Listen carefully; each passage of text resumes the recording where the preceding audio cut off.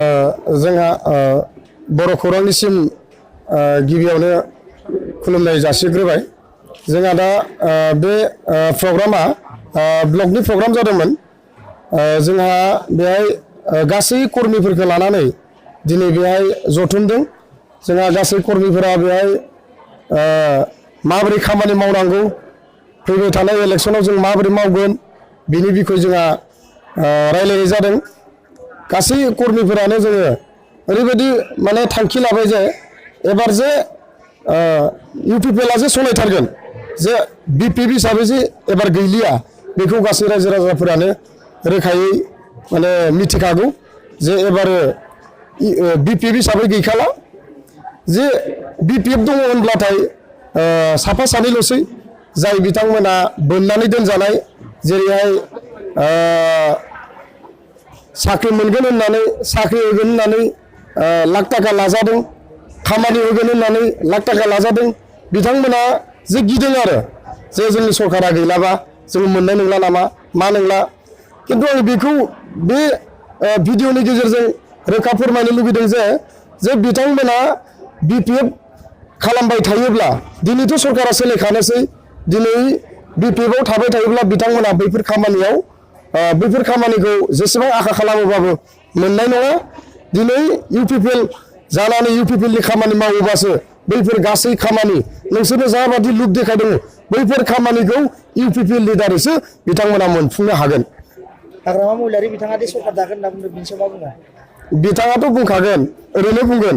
बियो जेसेबां माने ना सिङा जेरै बाब्राबै माने दै नागिरनायावनो बिथाङा बोरियाव रानथाबनानै थैनाय बायदिसो बिथाङा जागोन आरोखि।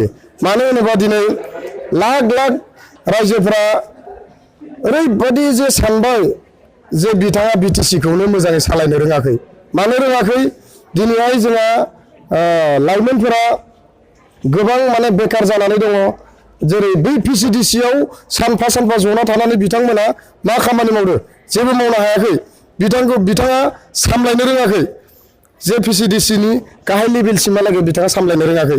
जे बिथाङा हिसाब लानांगौमोन, गामियाव बेसेबां बिए पास दं, बेसेबां एमए पास दं, बेसेबां माने खेथियक दङ, बेसेबां गोरिब मा थाखोनि मानसि दङ, बेफोरखौ बिथाङा गासैखौबो हिसाब खालामनानै गाहाय लेभेलनिफ्राय गोजौसिम समान थाखोयै बिथाङा खालामनो जुजिनांगौमोन। नाथाय बेखौ खालामनो हायाखै। आरो बिदिनो बे बिटिआरखौबो बिथाङा जेबो खालामनो हानाय नङा, जेबो जानाय नङा। बेखायनो गासै रायजो राजाफोरा जे सानबाय जे बिथांजों जानाय नंला, बिथां हाग्रामा महिलारिजों जानाय नंला, बिपिएफ दोलोनिया जोबनांगौ बेखौ लुगैदों आरो। मानो होनबा बिटिसिखौ मोजाङै सालायनो रोङाखै। नायगिरि बिथांमोननिसिम दिनै जों सालबारि जिल्ला इउपिपिएलनि बेन्दोङाव थानाय सालबारि ब्लक कमिटिया सालबारियावहाय आरो नैबे मार्केट सेटआव मोनसे जथुमा जायो। आरो नैबे जथुमानि गेजेरजों सालबारि ब्लक कमिटिया बेखौनो दिन्थिनो थांदों जोंनि स्ट्रेंथखौ।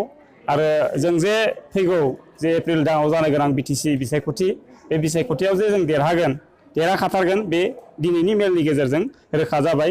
मानोना बावहाय माने जोंहा ब्लक कमिटिया मोनफ्रोमबो प्राइमारिखौ लानानै जिखिनि स्ट्रेटेजि बानायनांगौ बेखौ दिनै बानायबाय।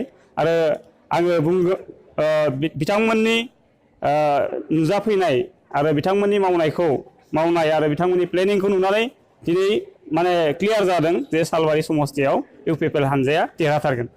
आथिखालाव ससियेल मिडियायाव गोबां भाइरेल जादों सिगनेटरिफोरा दि मोनसे गोदान आफाद दागोन होनदों, बिनि सायाव माबा मोनसे मेसेज होगोन नामा? बेथ' नंखायथार।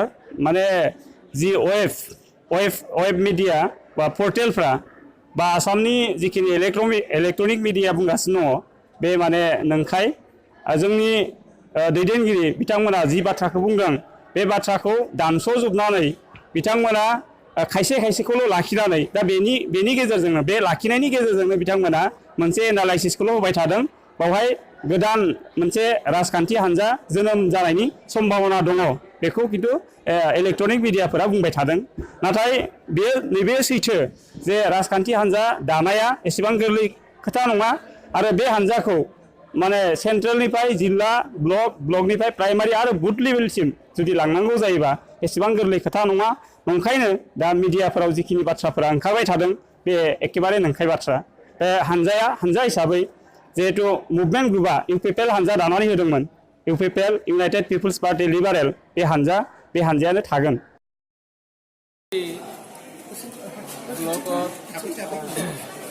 আমাৰ ইউপিপিএল দলৰ তৰফৰ পৰা মিটিং কৰা হ'ল আমি ইউপিপিএল দলৰ আগন্তুক নিৰ্বাচনত 2020 যিটো বিটিচি পৰিষদী নিৰ্বাচন হ'ব এইটো নিৰ্বাচনৰ কাৰণে প্ৰস্তুত আছোঁ আমি ইউপিপিএল দলৰ পৰা সাজু হৈ আছোঁ আৰু আমাৰ চেণ্ট্ৰেলৰ পৰা প্ৰাইমাৰীলৈকে সকলো পৰ্যায় ক্ৰমে আমাৰ ষ্টেপ বাই ষ্টেপ সকলো আমি সজাগ আছোঁ আৰু 2020 যিটো পৰিষদী নিৰ্বাচন হ'ব আমাৰ হালবাৰী হৰমুষ্টি